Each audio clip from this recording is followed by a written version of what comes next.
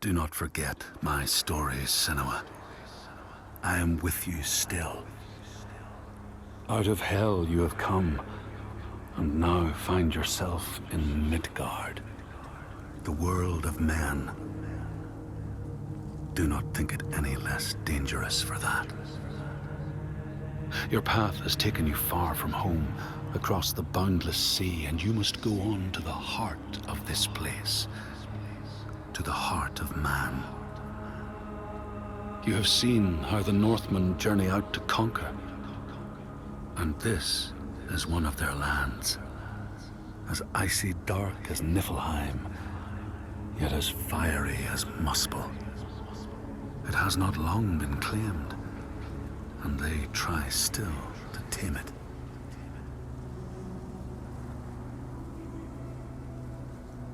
The Skald's verse speaks of a man called Grettir the Strong.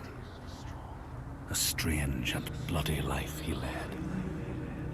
And it happened in this land you have come to. Listen to his story, Senua, for it may in some small way illuminate your own.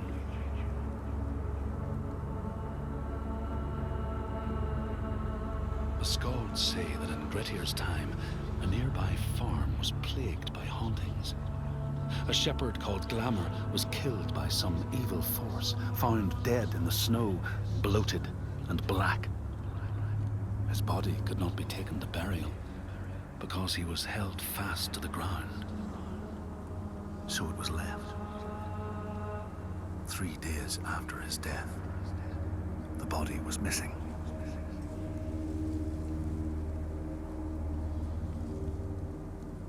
The Skalds tell how the revenant Glamour roamed the settlements, terrifying all those who lived there. Each one he killed, in turn, rose to walk beside him. Thus, evil begets evil. But the man Grettir was proud and overbearing, and thought the Droiger no match for his strength.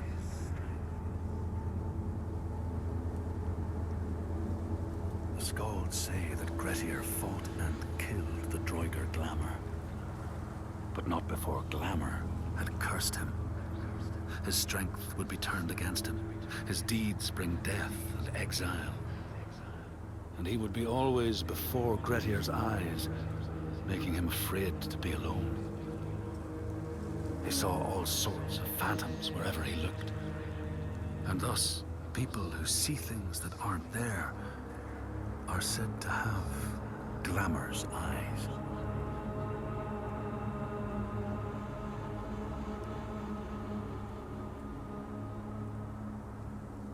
The Skalds tell how in the time of Grettir's kinsman Thorgrim, there was a terrible famine. No crops could be grown, and the fish fled the nets. It lasted years, and the people were desperate.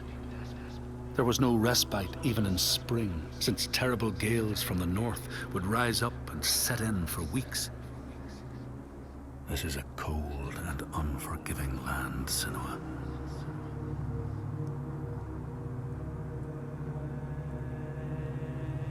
In the time of famine, at the place known as Rifskar, Thorgrim found a huge finback whale, beached and dead. His neighbor, Thorfinn, had already found it and was in the process of flensing it. But Thorgrim claimed it as his own. Thorfinn said he would not give it up without a fight.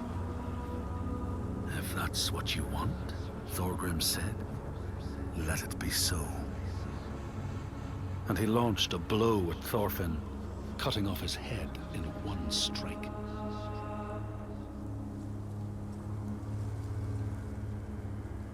The Skalds say that the neighbors fought, armed only with the knives and axes they had brought to cut up the whale, even picking out the whale ribs to beat down their enemies. Thorgrim's men had loaded their boats with whale meat, but as they went to leave, one of their opponents struck Thorgrim's brother a fatal blow. And this is how hunger fates desperate men to come to blows, striking out against one another to survive.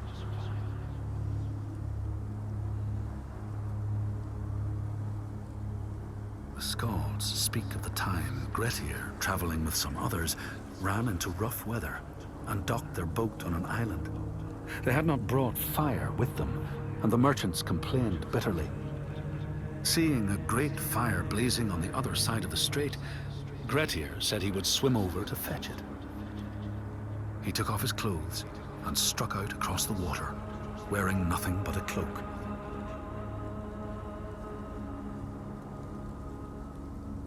When Grettir came to the farm where the fire was burning, all was peaceful. By the time he reached them, his cloak was frozen stiff, and he looked like nothing more than some huge troll. The frightened farmhands struck out at him with the first things to hand, the burning logs from the fire. Grettir fought them off and got the fire he sought. But the sparks from the logs spread fire all over the house, and nobody survived the blaze.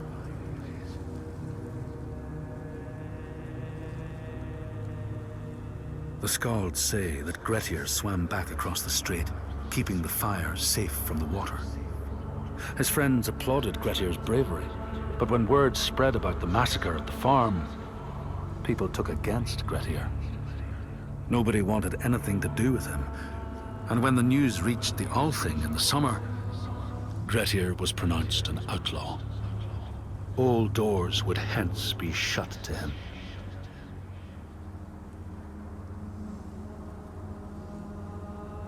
The Skalds speak of how Grettir, now an outlaw, took rest on the island of Haramsoy with a man called Audun. Grettir saw a great yellow glow like a fire rising from the ground.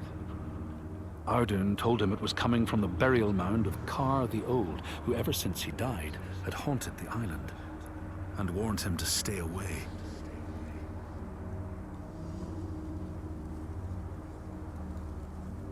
The Skalds say Grettir wanted the sword that was buried in Kar's howe, and would not be deterred from seeking it. He broke the mound open and started digging until he reached the timber props. By this time it was night. Audun warned him again not to continue, but Grettir threw down a rope and went inside the mound. No light penetrated it, and it reeked of death. But he persisted in exploring.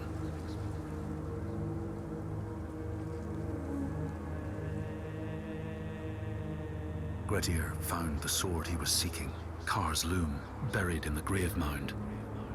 He went to leave, but before he could reach the rope, something grabbed him from behind, and Grettir realized the mound dweller would not let his treasure go.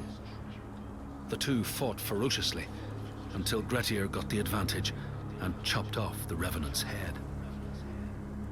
But Kar's loom would prove his undoing, fated to be the sword that killed him.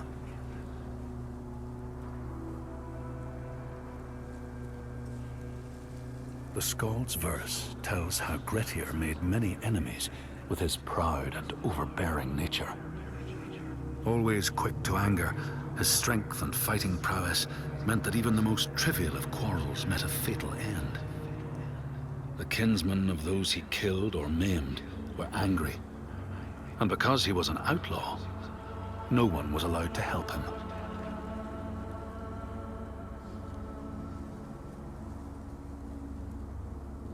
The outlaw Grettir fled to the island of Drangi. His enemies knew he was there, but he was still so strong and fierce, nobody could shift him. Thorbjorn, first among his foe, sent his foster mother to see Grettir. She was a Seithkona, and very wily. She enchanted a tree branch and sent it to wash up on Drangi. Grettir tried to cut it up for firewood, but his axe flew back and struck him in the leg. The wound blackened and festered, and Grettir feared his time was close.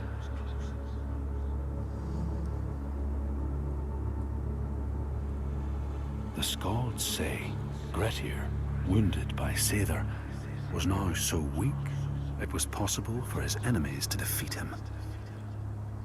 Under cover of night, Thorbjorn and his men attacked his shelter. They tried to disarm him, But he clung so firmly to his sword, Kar's loom, that they had to cut off his arm to get it free. Then they used his sword to cut off his head, and the land's mightiest outlaw was dead.